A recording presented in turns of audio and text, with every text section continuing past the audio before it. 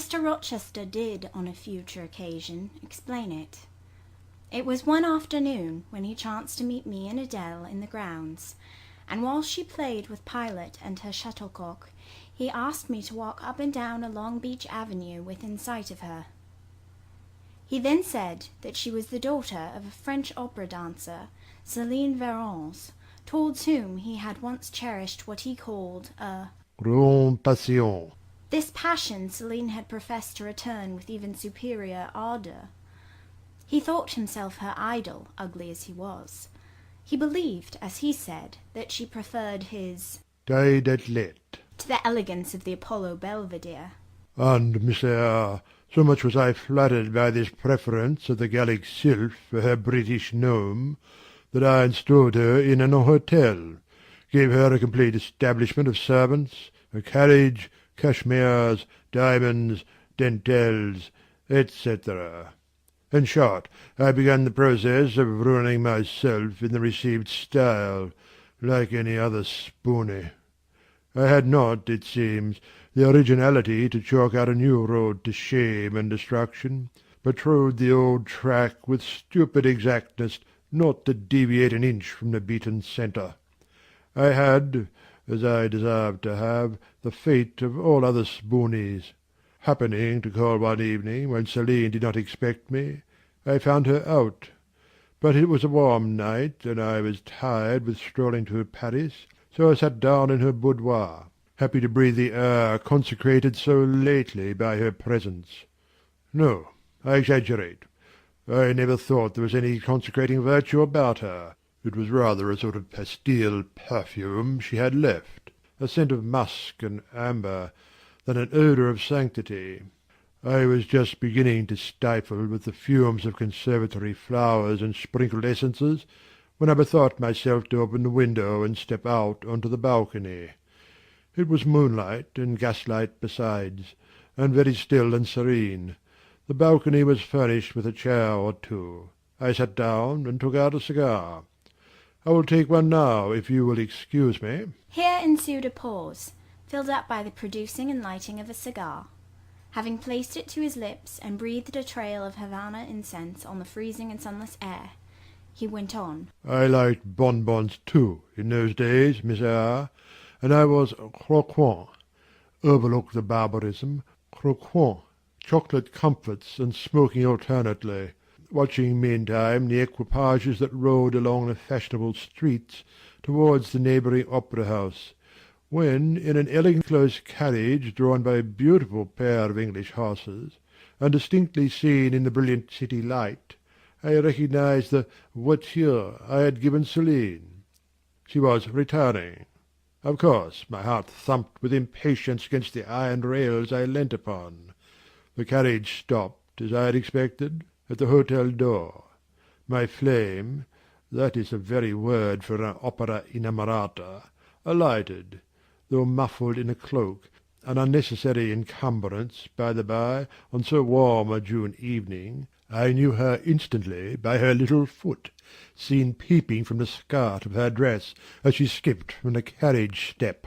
Bending over the balcony, I was about to murmur "Mon ange," in a tone, of course, which should be audible to the ear of love alone, when a figure jumped from the carriage after her, cloaked also. But that was a spurred heel which had rung on the pavement, and that was a hatted head which now passed under the arched porte-cochere of the hotel. You never felt jealousy, did you, Miss Eyre? Of course not. I need not ask you, because you never felt love. You have both sentiments yet to experience. Your soul sleeps. The shock is yet to be given which shall waken it. You think all existence lapses in as quiet a flow as that in which your youth has hitherto slid away. Floating on with closed eyes and muffled ears, you neither see the rocks bristling not far off in the bed of the flood, nor hear the breakers boil at their base. But I tell you, and you may mark my words, you will come some day to a craggy pass in the channel, where the whole of life's stream will be broken up into whirl and tumult, foam and noise. Either you will be dashed to atoms on crag points, or lifted up and borne on by some master wave into a calmer current, as I am now. I like this day, I like that sky of steel, I like the sternness and stillness of the world under this frost. I like Thornfield, its antiquity, its retirement, its old crow trees and thorn trees, its grey facade and lines of dark windows reflecting that metal welkin. And yet how long have I abhorred the very thought of it, shunned it like a great plague-house! How I do still abhor— He ground his teeth and was silent. He arrested his step and struck his boot against the hard ground. Some hated thought seemed to have him in its grip, and to hold him so tightly that he could not advance. We were ascending the avenue when he thus paused. The hall was before us. Lifting his eye to its battlements, he cast over them a glare such as I never saw before or since. Pain, shame, ire, impatience, disgust, detestation seemed momentarily to hold a quivering conflict in the large pupil dilating under his ebon eyebrow. Wild was the wrestle which should be paramount, but another feeling rose and triumphed. Something hard and cynical, self-willed and resolute. It settled his passion and petrified his countenance. He went on. During that moment I was silent, Miss Eyre. I was arranging a point with my destiny. She stood there, by that beech trunk, a hag like one of those who appeared to Macbeth on the heath of Forres. "You like Thornfield?" she said, lifting her finger. And then she wrote in the air a memento, which ran in lurid hieroglyphics all along the house front, between the upper and lower row of windows. "Like it if you can.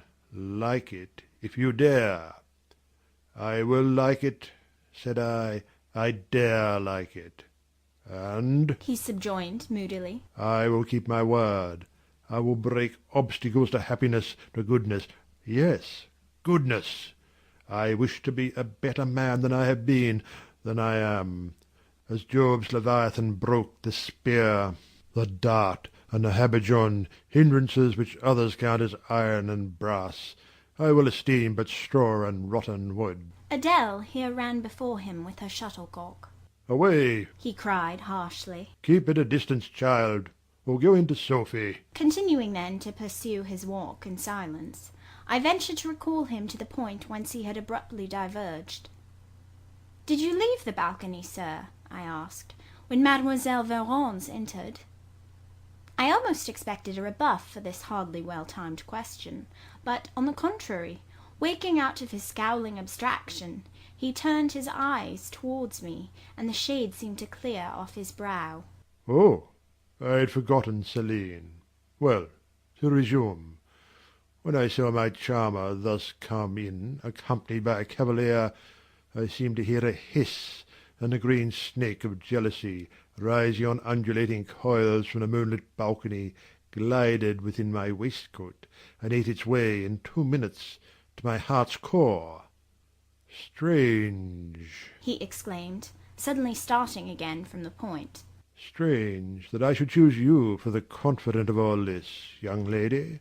Passing strange that you should listen to me quietly, as if it were the most usual thing in the world for a man like me to tell stories of his opera mistresses to a quaint, inexperienced girl like you. But the last singularity explains the first, as I intimated once before. You, with your gravity, considerateness, and caution, were made to be the recipient of secrets. Besides, I know what sort of a mind I have placed in communication with my own. I know it is one not liable to take infection. It is a peculiar mind. It is a unique one. Happily, I do not mean to harm it. But if I did, it would not take harm from me. The more you and I converse, the better. For while I cannot blight you, you may refresh me." After this digression, he proceeded. "I remained in the balcony. They will come to her boudoir, no doubt, thought I. Let me prepare an ambush. So, putting my hand in through the open window, I drew the curtain over it, leaving only an opening through which I could take observations. Then I closed the casement, all but a chink just wide enough to furnish an outlet to lovers' whispered vows. Then I stole back to my chair, and as I resumed it the pair came in. My eye was quickly at the aperture. Celine's chambermaid entered, lit a lamp, left it on the table, and withdrew. The couple were thus revealed to me clearly. Both removed their cloaks, and there was the Baron's, shining in satin and jewels, my gifts, of course, and there was her companion in an officer's uniform, and I knew him for a young roué of a vicomte, a brainless and vicious youth whom I had sometimes met in society, and had never thought of hating because I despised him so absolutely. On recognizing him, the fang of the snake jealousy was instantly broken, because at the same moment my love for Celine sank under an extinguisher. A woman who could betray me for such a rival was not worth contending for. She deserved only scorn, less, however, than I, who had been her dupe. They began to talk. Their conversation eased me completely. Frivolous, mercenary, heartless, and senseless, it was rather calculated to weary than enrage a listener. A card of mine lay on the table. This, being perceived, brought my name under discussion. Neither of them possessed energy or wit to belabour me soundly, but they insulted me as coarsely as they could in their little way, especially Celine, who even waxed rather brilliant on my personal defects. Deformities, she termed them. Now it had been her custom to launch out in fervent admiration of what she called my beauté mâle, wherein she differed diametrically from you, who told me point blank at the second interview that you did not think me handsome. The contrast struck me at the time, and Adèle here came running up again. Monsieur, John has just been to say that your agent has called and wishes to see you. Ah, in that case I must abridge. Opening the window, I walked in upon them, liberated Celine from my protection, gave her notice to vacate her hotel, offered her a purse for immediate exigencies, disregarded screams, hysterics, prayers, protestations, convulsions, made an appointment with the Vicomte for a meeting at the Bois de Boulogne. Next morning I had the pleasure of encountering him. Left a bullet in one of his poor esulated arms, feeble as the wing of a chicken in the pip, and then thought I had done with the whole crew.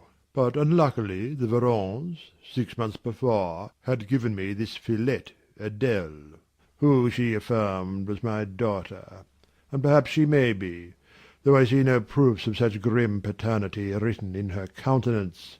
Pilot is more like me than she. Some years after I had broken with the mother, she abandoned her child, and ran away to Italy with a musician or singer. I acknowledge no natural claim on Adèle's part to be supported by me, nor do I now acknowledge any, for I am not her father. But hearing that she was quite destitute, I e'en took the poor thing out of the slime and mud of Paris, and transplanted it here, to grow up clean in the wholesome soil of an English country garden. Mrs. Fairfax found you to trade at. But now you know that it is the illegitimate offspring of a French opera girl, you will perhaps think differently of your post and protégé. You will be coming to me some day with notice that you have found another place, that you beg me to look out for a new governess, etc. Eh? No. Adèle is not answerable for either her mother's faults or yours. I have a regard for her, and now that I know she is, in a sense, parentless, forsaken by her mother, and disowned by you, sir, I shall cling closer to her than before. How could I possibly prefer the spoilt pet of a wealthy family, who would hate her governess as a nuisance, to a lonely little orphan who leans towards her as a friend? Oh, that is the light in which you view it? Well, I must go in now, and you too. It darkens. But I stayed out a few minutes longer with Adèle and Pilot, ran a race with her, and played a game of battledore and shuttlecock. When we went in, and I had removed her bonnet and coat, I took her on my knee, kept her there an hour, allowing her to prattle as she liked, not rebuking even some little freedoms and trivialities into which she was apt to stray when much noticed, and which betrayed in her a superficiality of character, inherited probably from her mother, hardly congenial to an English mind. Still, she had her merits, and I was disposed to appreciate all that was good in her to the utmost. I sought in her countenance and features a likeness to Mr Rochester, but found none. No trait, no turn of expression announced relationship. It was a pity. If she could but have been proved to resemble him, he would have thought more of her. It was not till after I had withdrawn to my own chamber for the night that I steadily reviewed the tale Mr Rochester had told me. As he had said, there was probably nothing at all extraordinary in the substance of the narrative itself. A wealthy Englishman's passion for a French dancer and her treachery to him were everyday matters enough, no doubt, in society. But there was something decidedly strange in the paroxysm of emotion which had suddenly seized him when he was in the act of expressing the present contentment of his mood, and his newly revived pleasure in the old hall and its environs. I meditated wonderingly on this incident, but gradually quitting it, as I found it for the present inexplicable, I turned to the consideration of my master's manner to myself. The confidence he had thought fit to repose in me seemed a tribute to my discretion. I regarded and accepted it as such. His deportment had now for some weeks been more uniform towards me than at the first. I never seemed in his way. He did not take fits of chilling hauteur. When he met me unexpectedly, the encounter seemed welcome. He had always a word and sometimes a smile for me. When summoned by formal invitation to his presence, I was honoured by a cordiality of reception that made me feel I really possessed the power to amuse him, and that these evening conferences were sought as much for his pleasure as for my benefit. I, indeed, talked comparatively little, but I heard him talk with relish. It was his nature to be communicative. He liked to open to a mind unacquainted with the world glimpses of its scenes and ways. I do not mean its corrupt scenes and wicked ways, but such as derived their interest from the great scale on which they were acted, the strange novelty by which they were characterized. And I had a keen delight in receiving the new ideas he offered, in imagining the new pictures he portrayed, and following him in thought through the new regions he disclosed, never startled or troubled by one noxious illusion. The ease of his manner freed me from painful restraint. The friendly frankness, as correct as cordial, with which he treated me, drew me to him. I felt at times as if he were my relation rather than my master. Yet he was imperious sometimes still, but I did not mind that. I saw it was his way. So happy, so gratified did I become with this new interest added to life, that I ceased to pine after kindred. My thin crescent destiny seemed to enlarge. The blanks of existence were filled up. My bodily health improved. I gathered flesh and strength. And was Mr Rochester now ugly in my eyes? No, reader. Gratitude, and many associations, all pleasurable and genial, made his face the object I best liked to see. His presence in a room was more cheering than the brightest fire. Yet I had not forgotten his faults. Indeed, I could not, for he brought them frequently before me. He was proud, sardonic, harsh to inferiority of every description. In my secret soul I knew that his great kindness to me was balanced by unjust severity to many others. He was moody, too, unaccountably so. I more than once, when sent for to read to him, found him sitting in his library alone, with his head bent on his folded arms, and, when he looked up, a morose, almost a malignant scowl blackened his features. But I believed that his moodiness, his harshness, and his former faults of morality, I say former, for now he seemed corrected of them, had their source in some cruel cross of fate. I believed he was naturally a man of better tendencies, higher principles, and purer taste than such as circumstances had developed, education instilled, or destiny encouraged. I thought there were excellent materials in him, though for the present they hung together somewhat spoiled and tangled. I cannot deny that I grieved for his grief, whatever that was, and would have given much to assuage it. Though I had now extinguished my candle and was laid down in bed, I could not sleep, for thinking of his look when he paused in the avenue, and told how his destiny had risen up before him and dared him to be happy at Thornfield. Why not? I asked myself. What alienates him from the house? Will he leave it again soon? Mrs. Fairfax said he seldom stayed here longer than a fortnight at a time, and he has now been resident 8 weeks. If he does go, the change will be doleful. Suppose he should be absent spring, summer, and autumn. How joyless sunshine and fine days will seem. I hardly know whether I had slept or not after this musing. At any rate, I started wide awake on hearing a vague murmur, peculiar and lugubrious, which sounded, I thought, just above me.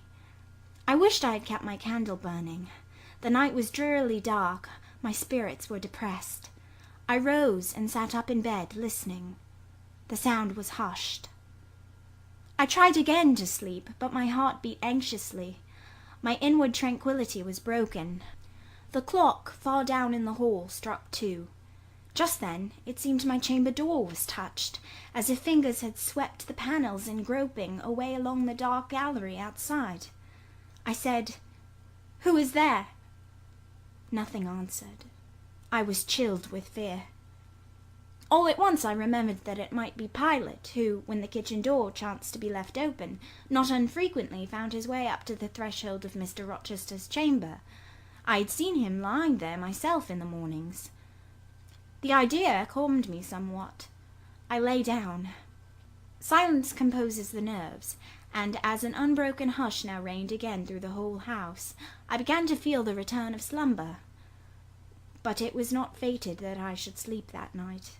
A dream had scarcely approached my ear when it fled affrighted, scared by a marrow-freezing incident enough. This was a demonic laugh, low, suppressed, and deep, uttered, as it seemed, at the very keyhole of my chamber door. The head of my bed was near the door, and I thought at first the goblin laugher stood at my bedside, or rather crouched by my pillow. But I rose, looked round, and could see nothing, while, as I still gazed, the unnatural sound was reiterated, and I knew it came from behind the panels. My first impulse was to rise and fasten the bolt. My next, again to cry out, "Who is there?" Something gurgled and moaned. Ere long, steps retreated up the gallery towards the 3rd-story staircase. A door had lately been made to shut in that staircase. I heard it open and close, and all was still. Was that Grace Poole? And is she possessed with the devil? Thought I. Impossible now to remain longer by myself. I must go to Mrs. Fairfax. I hurried on my frock and a shawl. I withdrew the bolt and opened the door with a trembling hand. There was a candle burning just outside, and on the matting in the gallery. I was surprised at this circumstance, but still more was I amazed to perceive the air quite dim, as if filled with smoke, and while looking to the right hand and left to find whence these blue wreaths issued, I became further aware of a strong smell of burning. Something creaked. It was a door ajar, and that door was Mr. Rochester's, and the smoke rushed in a cloud from thence. I thought no more of Mrs. Fairfax. I thought no more of Grace Poole, or the laugh. In an instant I was within the chamber. Tongues of flame darted round the bed. The curtains were on fire. In the midst of blaze and vapour, Mr. Rochester lay stretched, motionless, in deep sleep. "Wake! Wake!" I cried. I shook him, but he only murmured and turned. The smoke had stupefied him. Not a moment could be lost. The very sheets were kindling. I rushed to his basin and ewer. Fortunately, one was wide and the other deep, and both were filled with water.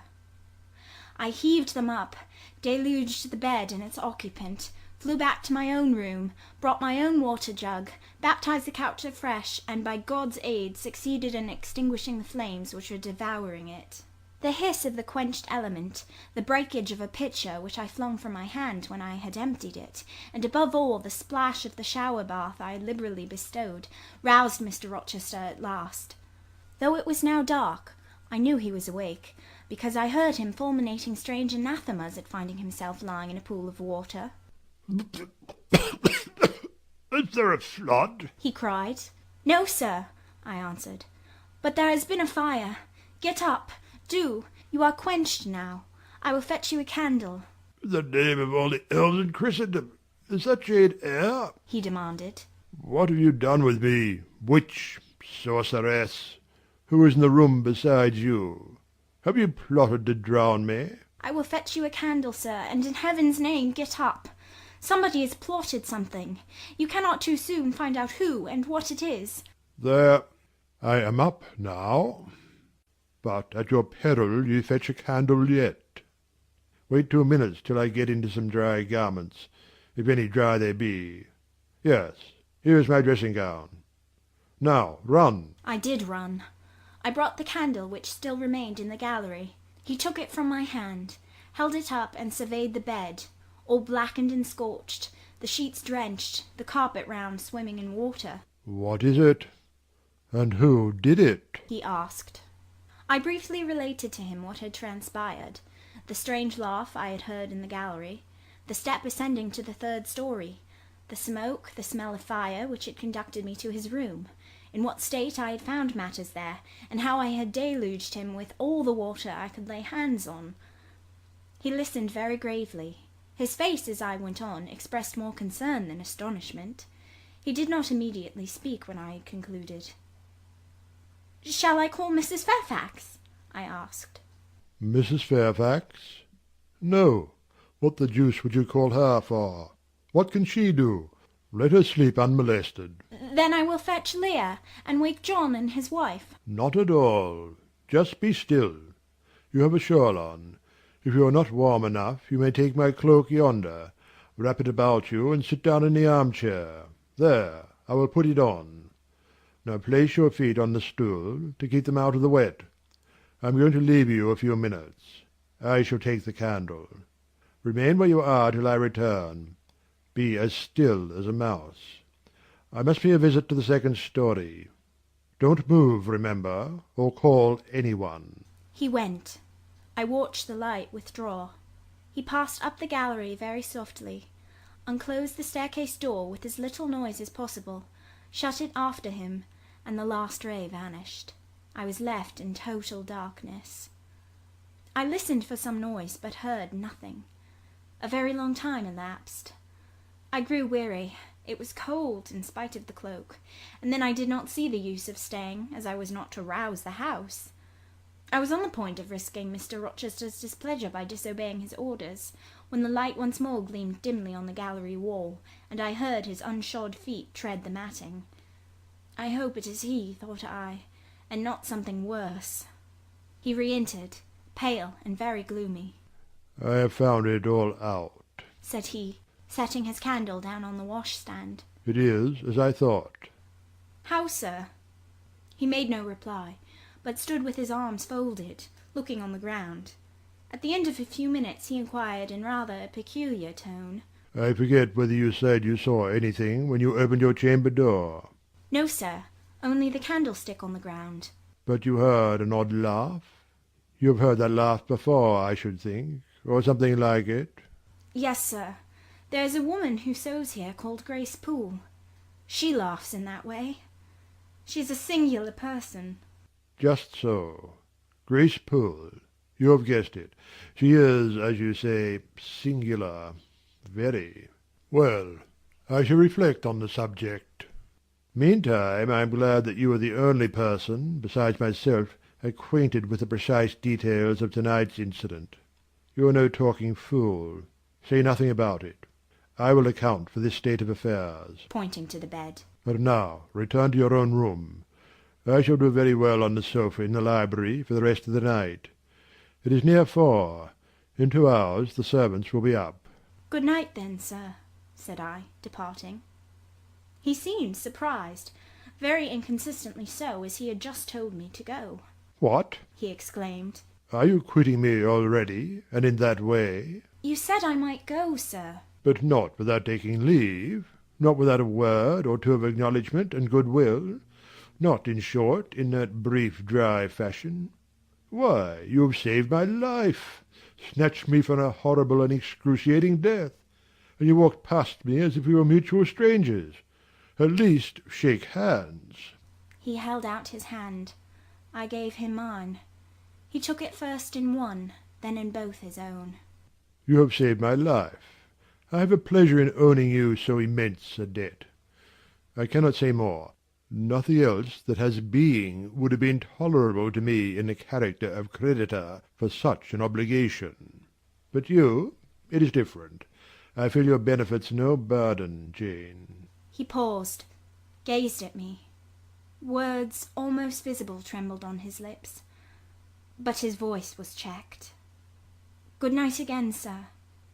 There is no debt, benefit, burden, obligation in the case. I knew, he continued, you would do me good in some way at some time. I saw it in your eyes when I first beheld you. That expression and smile did not... Again he stopped. Did not... he proceeded hastily. Strike delight to my very inmost heart so for nothing. People talk of natural sympathies. I've heard of good genii. There are grains of truth in the wildest fable. My cherished preserver, good night. Strange energy was in his voice, strange fire in his look. I am glad I happened to be awake, I said, and then I was going. What? You will go? I'm cold, sir. Cold? Yes, and standing in a pool. Go then, Jane, go. But he still retained my hand, and I could not free it. I bethought myself of an expedient. I think I hear Mrs. Fairfax move, sir, said I. Well, leave me. He relaxed his fingers, and I was gone. I regained my couch, but never thought of sleep. Till morning dawned, I was tossed on a buoyant but unquiet sea, where billows of trouble rolled under surges of joy. I thought sometimes I saw beyond its wild waters a shore, sweet as the hills of Beulah, and now and then a freshening gale, wakened by hope, bore my spirit triumphantly towards the bourne. But I could not reach it, even in fancy. A counteracting breeze blew off land, and continually drove me back. Sense would resist delirium, judgment would warn passion. Too feverish to rest, I rose as soon as day dawned. End of chapter 15.